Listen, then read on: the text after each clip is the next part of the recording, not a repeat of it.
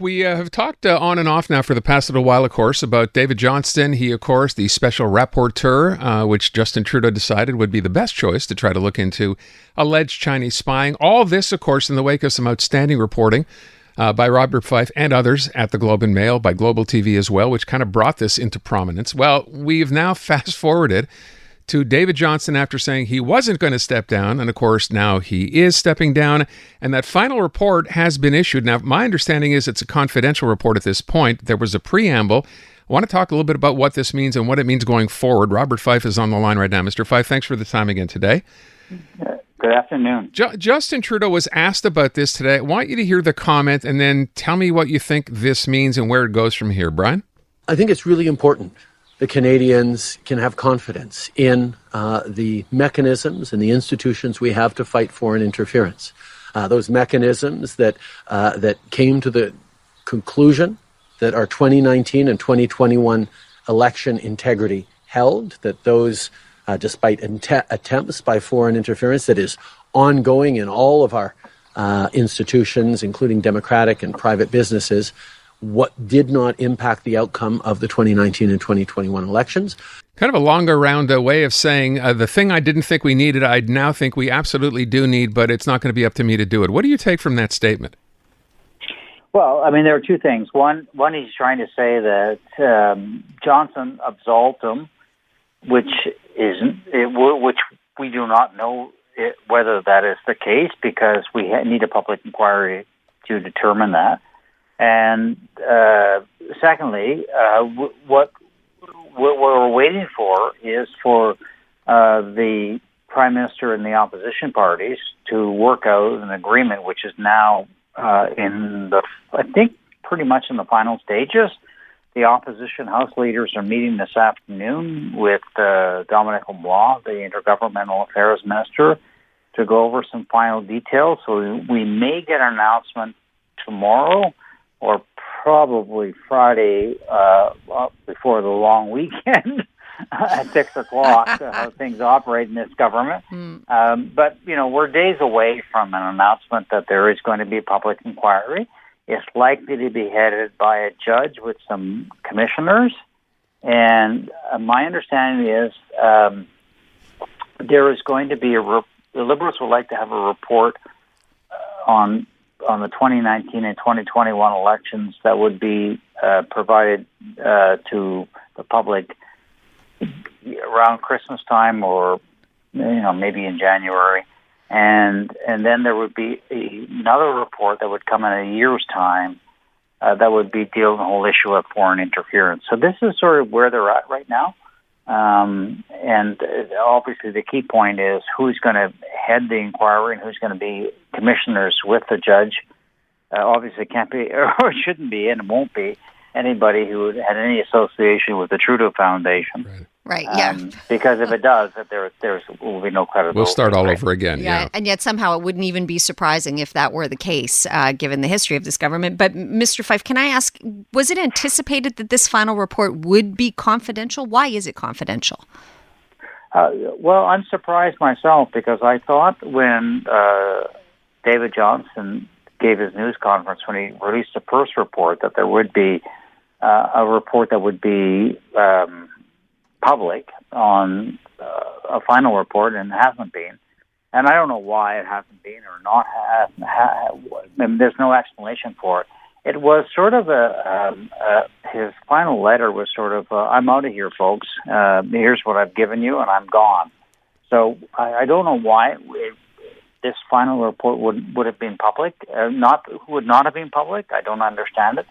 But the whole report has been discredited anyway. So that's why we need a public inquiry. Right. We need to have people look at this very, very seriously and see whether, in fact, whether the government was aware that there was Chinese foreign interference in the 2019 and 2020 elections, that they knew that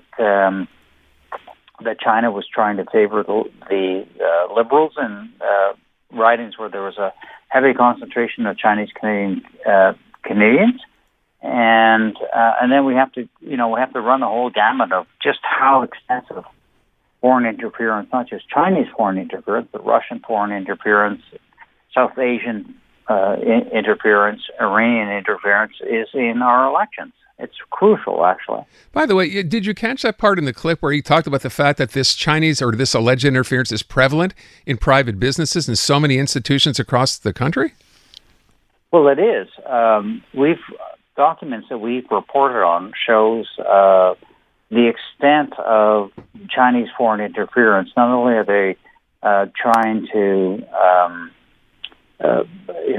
get into businesses so they can steal technology. They have cooperative agreements. They have had cooperative agreements with universities, where basically we give them all of our good R&D, and they take it and use it for military purposes.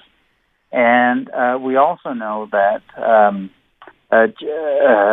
China has been involved in spying on Canadian business leaders. If they go to China, for example, the consuls are to provide information on businesses or senior public servants or important people who may be going to China so that they can spy on them when they come to China.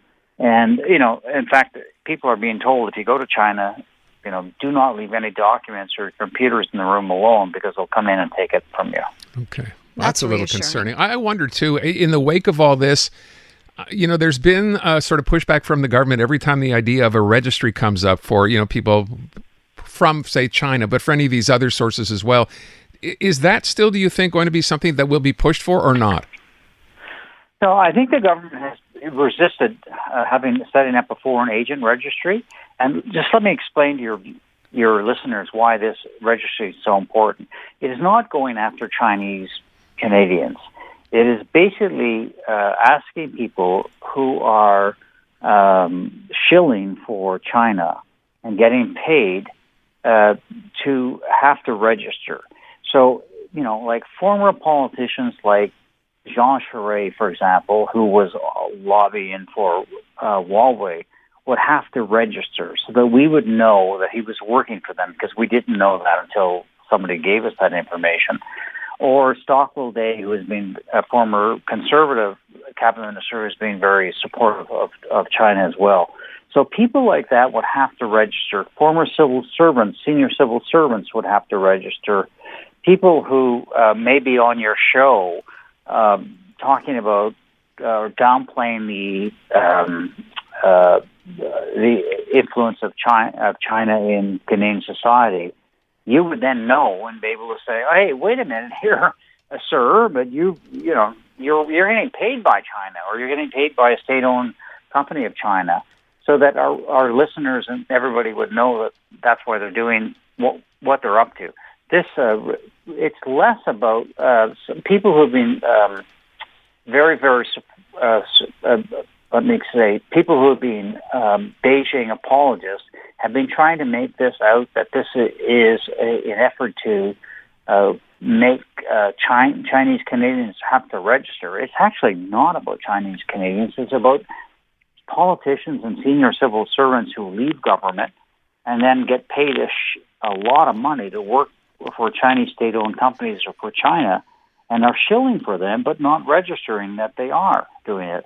This is why the United States has this registry, and in fact, this is why Australia has it, in fact, and Great Britain is doing the same thing. That was, thank you. I have a new understanding of that. Yeah. I think the last time that we spoke to you, Mr. Fife, was the day before Mr. Johnston stepped down. I think it was just the day before. And he had vehemently denied. He was like, I am absolutely not going anywhere. I will not step down. When he actually did, what was your reaction? Were you surprised? Well, I think the final nail on the coffin for him was when we reported that Navigator, which is a public relations lobbying firm, which they had hired to work with them, had also been working for Han Dong, the former Liberal MP, who had been accused of being very, very close to the Chinese consulate in Toronto. And once we reported that, I mean, talk about a conflict of interest, right? The people who are working with David Johnston on Chinese foreign interference, working for a former Liberal MP who has been up to his eyeballs in being and accusations of being very close to the Chinese consulate. I think that was the final nail in the coffin for him, and I don't know what happened there. It may be a family intervention. His daughters may have been saying, Dad, you got to get out of this because your reputation is going down the toilet. Or it may have just been Mr. Johnston himself saying, I can't do this anymore. I've lost all credibility. Or it could have been the Prime Minister's office, kind of pushing him to say, look, we thought this was going to work and it has backfired. And can you get the hell out of the road here? I think we have no choice now. We have to have a public inquiry. Just as a final question, we're going to run out of time here. I wondered what you make of the call last week by the government to go after, they say, the whistleblower who leaked part of this information to begin with to the full extent of the law. Well, that's a very, very good question. Look, this government is preoccupied at every level with trying to find out the people who have been leaking information to me and Stephen Chase and to the global. They're more concerned about getting somebody who has alerted the Canadians to the extent of Chinese foreign interference in our democratic process than they are in stopping Chinese foreign interference in our democratic process. That says a lot. They are completely focused on all this. If you talk to anybody in this town, all this at the senior levels, all they want to know is we want to get these people. And these people have done the country an enormous service by putting their lives not their lives, but their careers at risk. They could face prison time by alerting the Canadian public to the extent of Chinese foreign interference in our democracy. Mr. Fife, as always, we thank you for the time and thank you for that last part. I think a lot of people are wondering, why would we do that? Why are we not getting to the bottom of this rather than trying to find the person who's, been the one responsible for it? Mr. Fife, thanks again. Appreciate your time. You're welcome. Robert Fife, Bureau Chief, Ottawa Bureau Chief of the Globe and Mail.